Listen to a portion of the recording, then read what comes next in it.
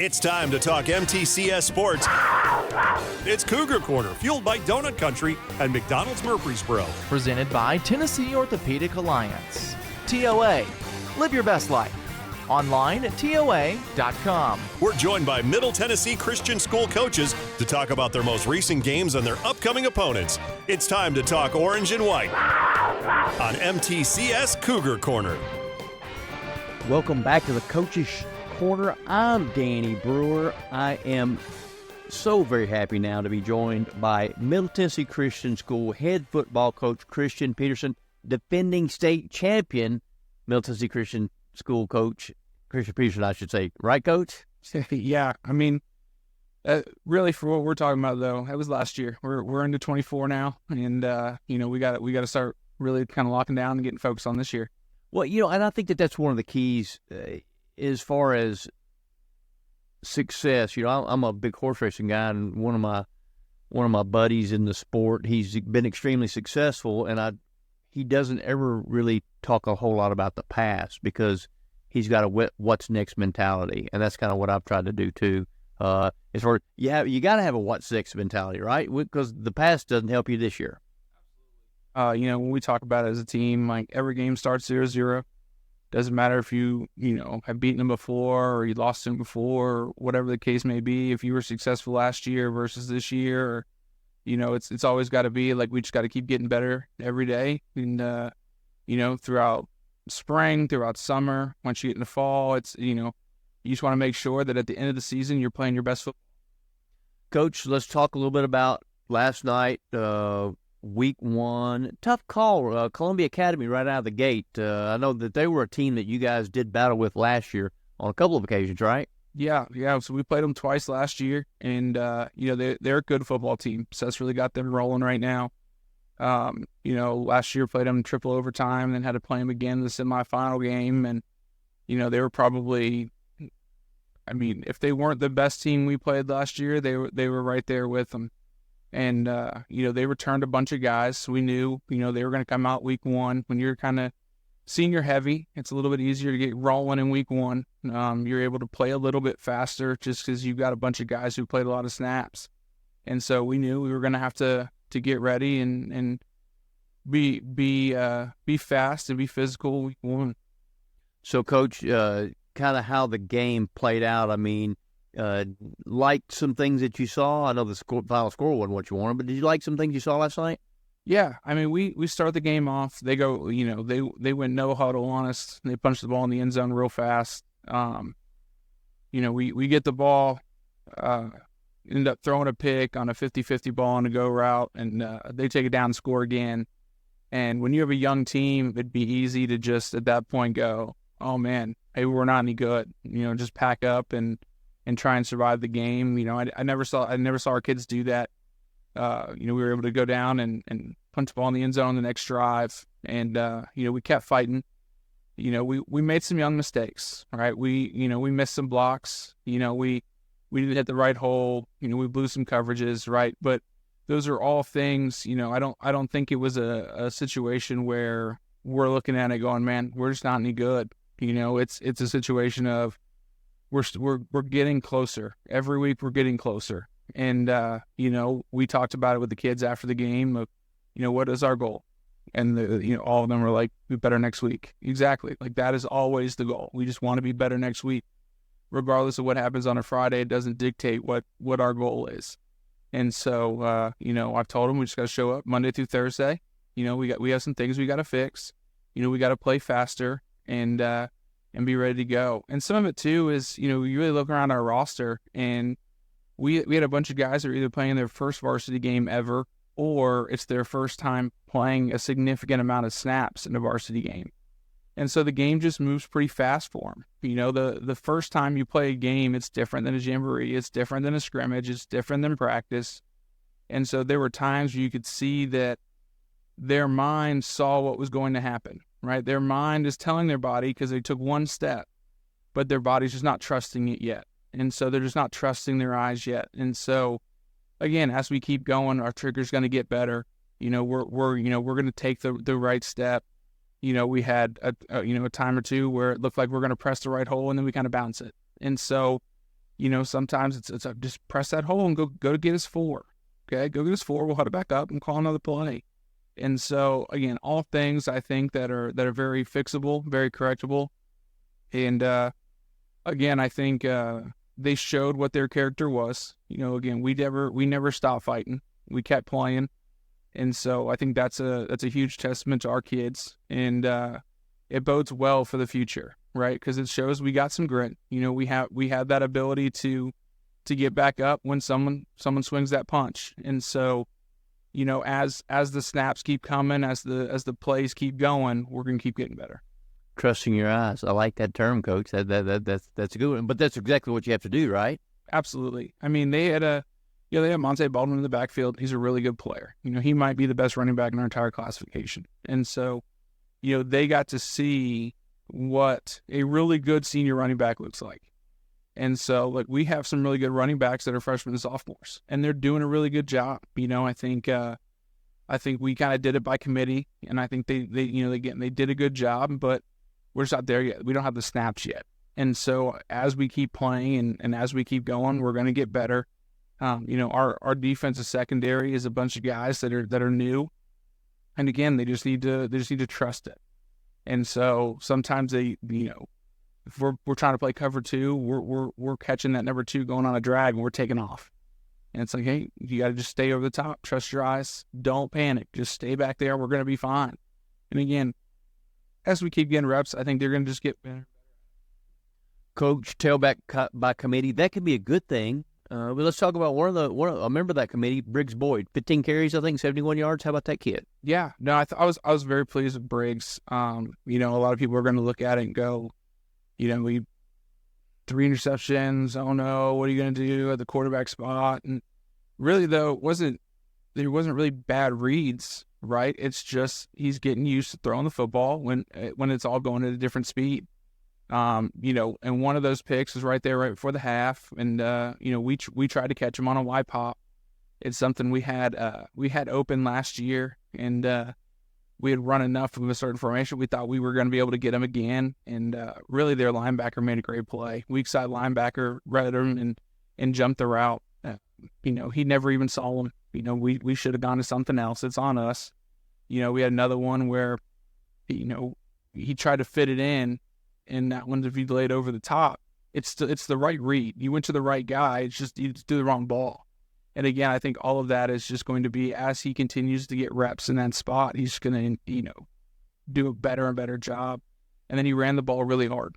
When our quarterbacks here, they have to be willing runners, right? You don't necessarily have to be a great runner, but you got to be a willing runner. You got to be willing to go stick your nose in there and go get us 4 or 5. You got to be willing to be a threat in the run game. I thought he ran the ball really well. He ran the ball really hard. He never flinched. He didn't let bad plays dictate the next play. And so again, I think it's all building blocks for him and things that he's going to be able to keep getting better at. In reality, especially for a kid like that, there's no better teacher than game experience.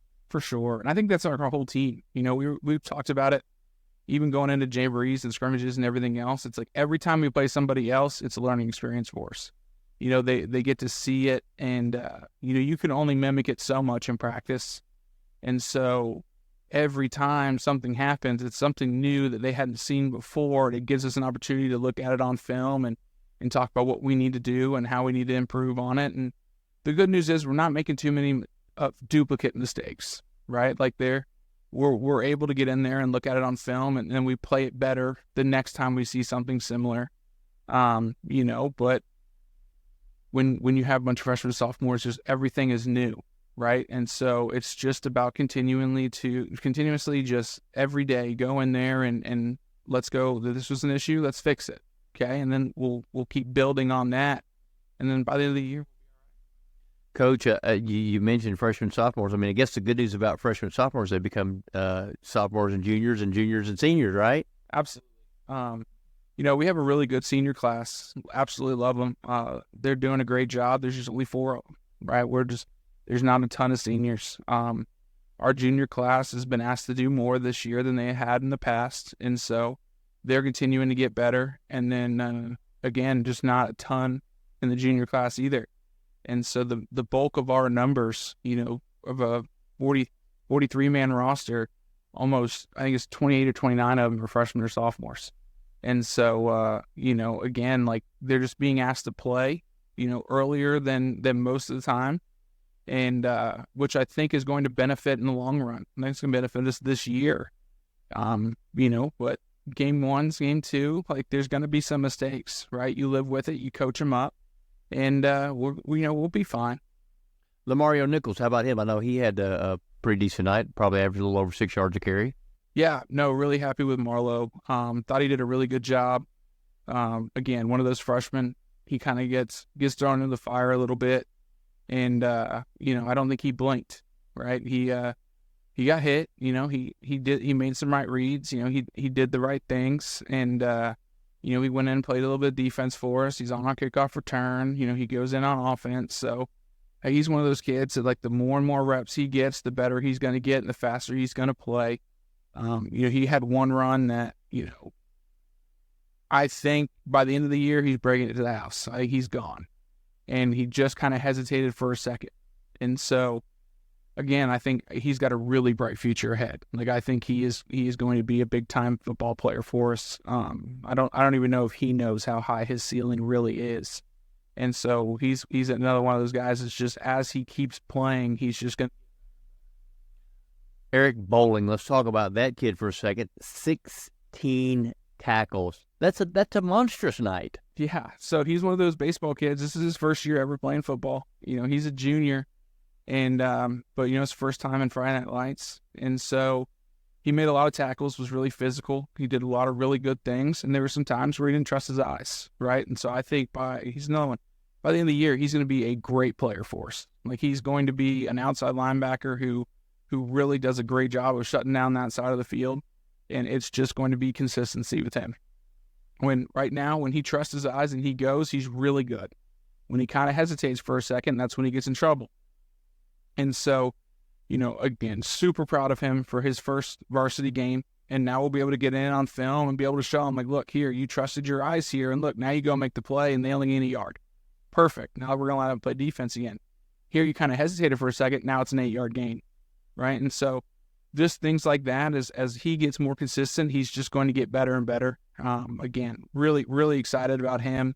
Really glad that he came out, and I really, really think he's going to have a big future. Coach, I talking with MTSU's football coach, Derek Mason, earlier in the week. He gave me a phrase that I'm kind of used a few times. Football, it's a man-whoop-a-man game.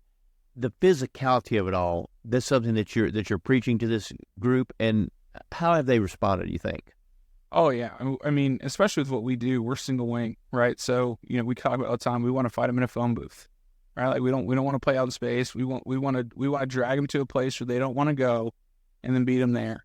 And, I think we're better at it. We were better at it last night than we were 2 weeks ago, right? And so, you kind of look at it and go, we're trending in the right direction. We're not consistently as physical as we need to be, but you'll see flashes of, like, there was a few times last night where we moved their D-line back, and they had a really good defensive line. And so it's once we were able to do that consistently, once we're able to fire off the ball consistently, once we're able to consistently get to where our foot gets where it needs to go, our hands are where they need to go, we're going to put ourselves in a good spot. You look up front, I think we had 4 returning starts on the offensive line.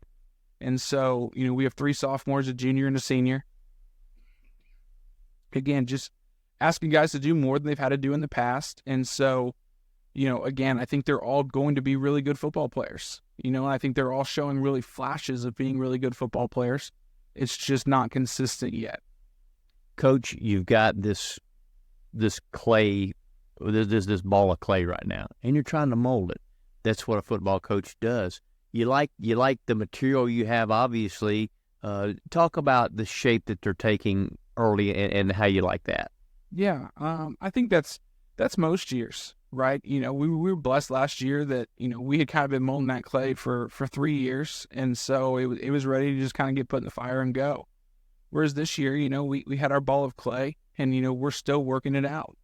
And so, again, I think we go back to our kids never quit. Right? It didn't turn into this argument with each other. We weren't fighting with each other. we're watching kids communicate on the field. Like, even if they hit something big, you watch two guys get next to each other. All right, hey, what happened? Blah, blah, blah. And really working on it that way. And I think, again, all of that is extremely positive signs of, there wasn't a panic, right? There wasn't this worry.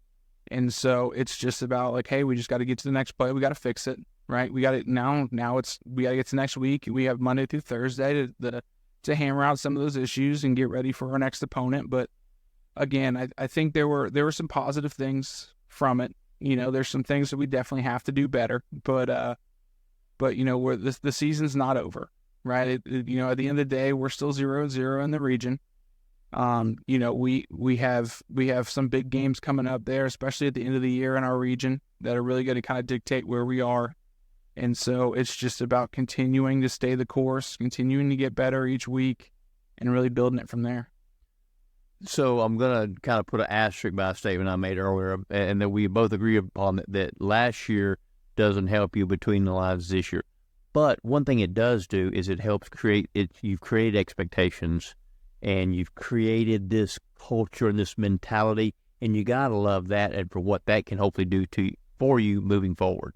I mean, yeah, and they've seen it work, right? They've seen the process work, and I think that helps stick to the process, right? It helps young guys that even when they're not really sure, if that doubt starts to creep into their mind, it does give them that sense of, okay, I know this will work.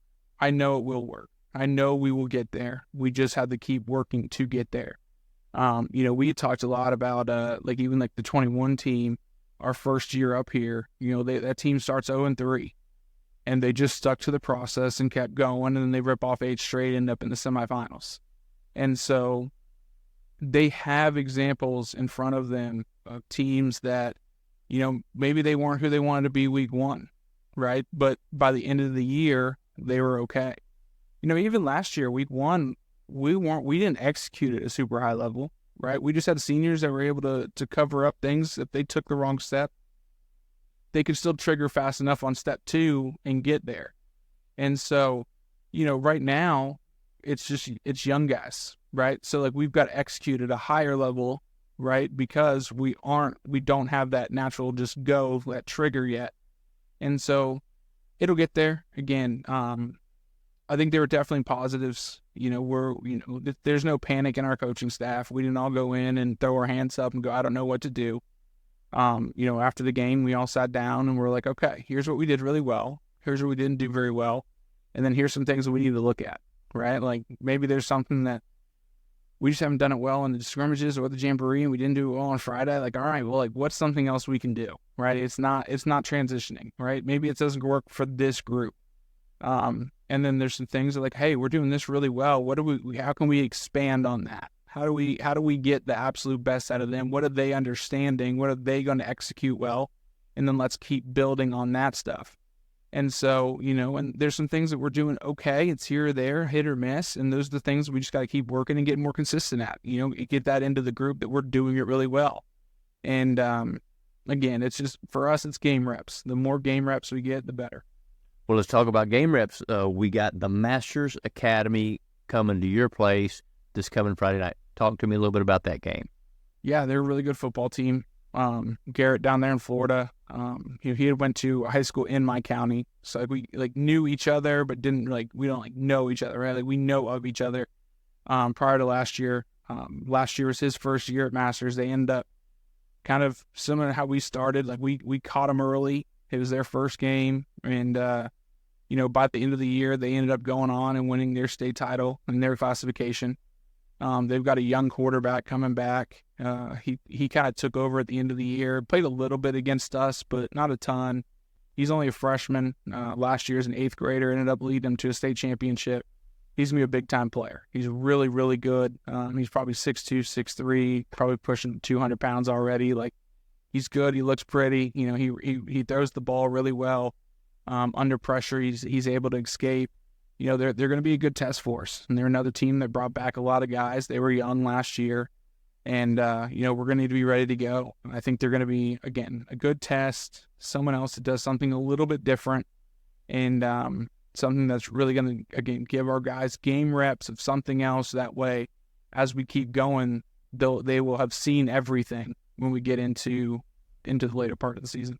Coming out of the gate against Columbia Academy and Florida State champion, the Masters Academy, I mean, this it's good. I mean, it's bad news, but it's good news, though, isn't it, Coach? For sure. I mean, then we get to go see what the best teams look like, and we're going to schedule that way. We're going to schedule tough. We want our kids to understand where we need to get to. We want to challenge ourselves. We want to challenge them, and we talk about it. It's no one cares that we're young, right? We don't get extra points for being young. Like, no one's going to feel bad for us for being young. We just got to go out. We got to execute. And so, we'll prepare Monday through Thursday, go put a good product on the field. If we execute at a little bit higher level, I think we're going to give ourselves a chance. And really, again, in high school football, that's all you can ask for. There's nothing in high school football is ever a given. It doesn't matter who you're playing. You're dealing with 14, 15, to 18-year-old kids that, there's so many things going on in their life and their hormones are going all over the place that, you never know going into a Friday night. But if you can get a good Monday through Thursday and execute on a Friday, you're going to give yourself a chance to win. Coach, we appreciate your time. Wish you the best of luck. Christian Peterson doing really, really good things over there at Middle Tennessee Christian School. If you want to see a battle of state champs, get over there Friday night. Thanks, Coach. Appreciate your time. Appreciate you guys having me.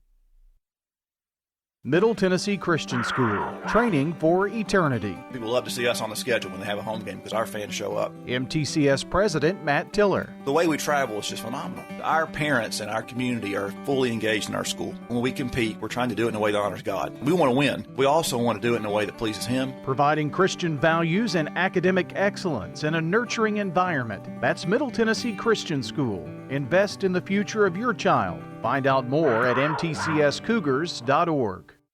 Dr. Russell McKissick of Tennessee Orthopedic Alliance talks about the grassroots effort in our local schools to ensure proper care for players. To make sure our teams are covered here locally, be there for our trainers. Yeah, it's a passion that we have to try to take care of our athletes here in town and be there just to keep everybody playing as healthy and as best they can. From a community standpoint, one of the most important things you do at TOA, I'd guess. I think it's definitely a way to pay back to our community, just to be there for them and watch some great sports too. Tennessee Orthopedic Alliance, TOA, live your best life.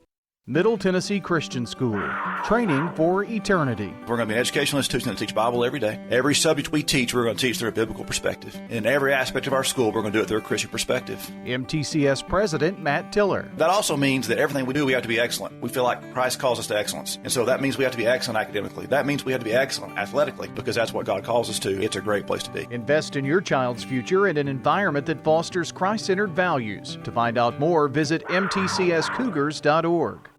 It's MTCS Cougar Corner, fueled by Donut Country and McDonald's Murfreesboro. Presented by Tennessee Orthopedic Alliance. TOA, live your best life. Online at TOA.com. On FM 101.9 and AM 1450 Murfreesboro, FM 100.5 Smyrna, and streaming at WGNSSports.com.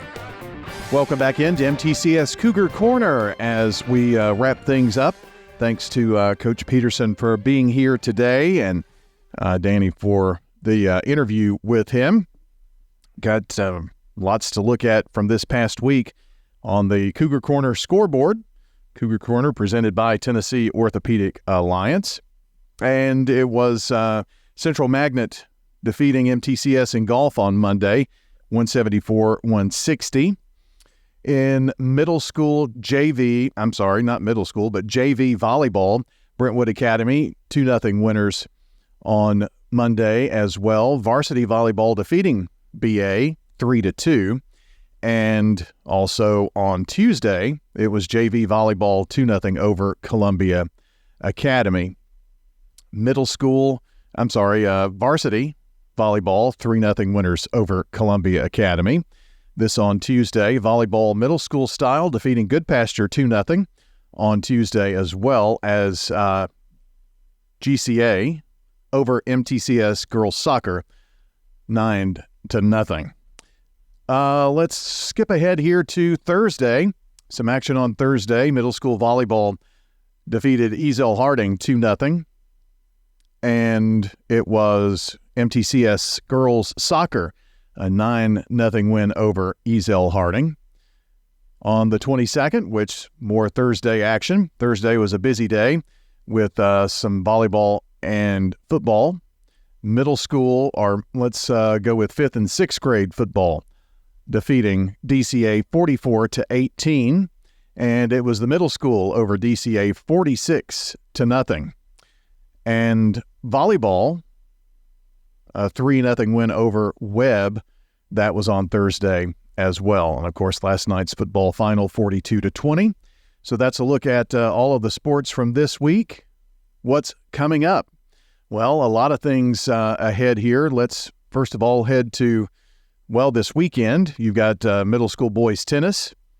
They're playing in a preseason doubles tournament. Volleyball has the Cougar Classic going on. And then starting next week, you've got JV middle school volleyball taking on PCA and the middle school team as well. Girls middle school soccer versus Middle Tennessee Golden Eagles. All of that on Monday. On Tuesday, golf has a match with Webb.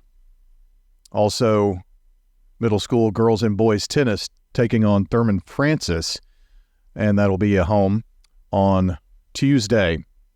Also Tuesday, JV volleyball will take on PCA, and middle school, JV middle school, and the middle school team battling Eagleville at home.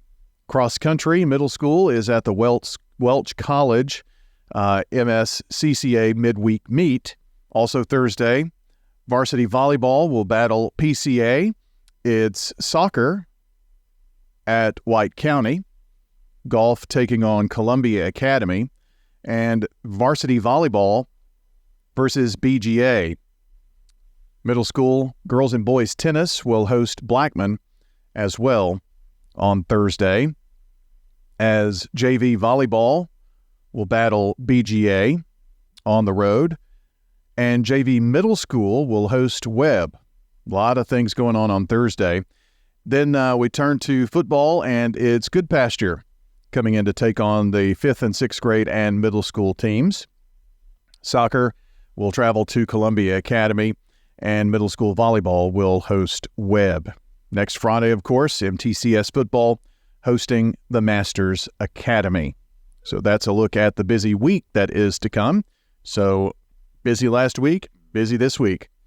Of course, it's big time here in the fall with lots of things going on. That's your Cougar Corner scoreboard, and that will wrap up MTCS Cougar Corner this morning. And want to thank Coach Peterson for being here. Want to thank all of the coaches who've been here throughout the morning on the Prentice Allsup Heating and Air Coaches Corner. And to my co-host today, John Dinkins and Danny Brewer. Our producer, Dalton Barrett, and you for listening in. Hope you enjoyed the conversation. Don't forget, WGNSSports.com. There's a podcast tab. You can listen back to all of the coaches. Follow us on Twitter or X at WGNS Sports Radio. And we send out all the podcasts there, wherever you listen to podcasts. Also with last night's game with Smyrna and Riverdale, you can listen or watch on YouTube, Facebook, and all of that is linked up in the podcast section of WGNSSports.com. Have a great Saturday, great weekend, and we'll see you back here next Saturday morning for the Prentice Allsup Heating and Air Coaches Corner and MTCS Cougar Corner. In choosing the right offer as well.